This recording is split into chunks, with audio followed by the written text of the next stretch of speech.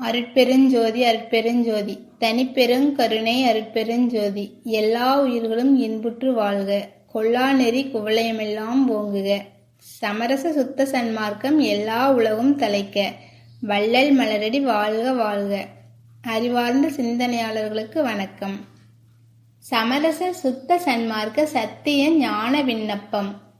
இயற்கை விளக்கம் என்கின்ற சத்திய ஞான சபை கண்ணே, இயற்கை உண்மை என்கின்ற சத்திய திருவுருவினராய் இயற்கை இன்பம் என்கின்ற சத்திய திருநடன் செய்தருள்கின்ற இயற்கை தனிப்பெரும் கருணை தனிப்பெரும் பதியாய் தனித்தலைமை கடவுளே, ஞாயிற்கடையேன் செய்த குற்றங்களை எல்லாம் குணங்களாக கொண்டு என் உள்ளகத்தே அமர்ந்து உயிரிற் பெருங்கருணை பெருமானே, தேவரீரது திருவருட் சமூகத்தின் இயற்கை பெருங்குணப்புகளை துதித்தற்கு விரும்பிய மூர்த்திகள் முதலியோர் துதித்தற்கருவியாய வாய்மை கூறல் இன்சொற்புகழல் முதலிய ஒழுக்கங்களில் சான்றில என்று துதித்தலின்றி அச்சுற்று நிற்கின்றனர் என்று அறிஞர் உண்மை வாசகத்தால் அறிந்தேன். தீமைகட் பயின்று தடித்த எனது அசுத்த நாவினால் தேவரீர் திருவருட் சமூகத்தின் இயற்கை பெருங்குணப் பெரும்புகளை எங்கனம் துதிக்கத் தொடங்குவேன்.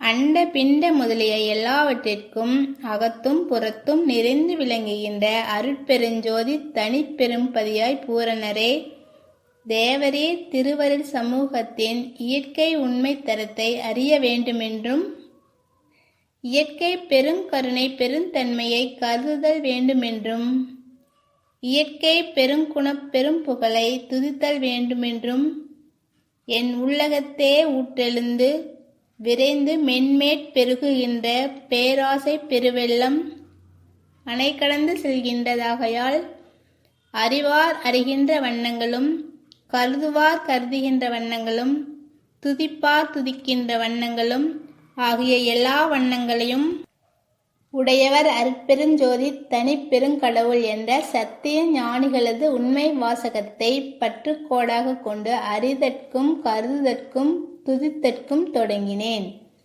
சமரச சுத்த ஞான சித்தி அனுபவங்களாலும் அது அதுவாகி நிறைந்தும் அது அதுவாகி விளங்கியும் ஒருமித்தும் தனித்தும் பெரும் கருணை பெரும்பதியாய் கடவுளே, எல்லா சக்திகளுக்கும் எல்லா சத்தர்களுக்கும் எல்லா மூர்த்திகளுக்கும் எல்லா மூர்த்தர்களுக்கும் எல்லா தேவிகளுக்கும் எல்லா தேவர்களுக்கும் எல்லா சாதனர்களுக்கும் எல்லா சாத்தியர்களுக்கும் எல்லா உயிர்களுக்கும் எல்லா தத்துவங்களுக்கும் எல்லா பொருள்களுக்கும் எல்லா குணங்களுக்கும் எல்லா செயல்களுக்கும் எல்லா அனுபவங்களுக்கும் மற்றெல்லாவற்றிற்கும் முதற்காரணமாயும் நிமித்த காரணமாயும் துணை காரணமாயும் விளங்குகின்ற திருவருட் சமூக பெரும் கருணை பெரும்பதியாய் தேவரீர் இயற்கை திருவண்ணம் அறிந்து கொள்ளுதல் எங்கனமோ.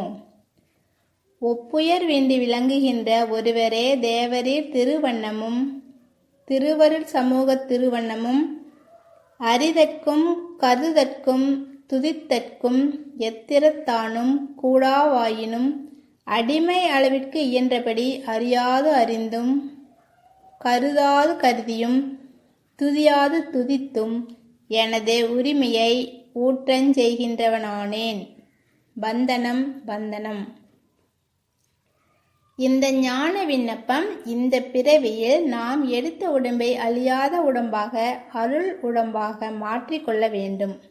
இதற்கு திரு அருள் உதவி இல்லாமல் முடியாது.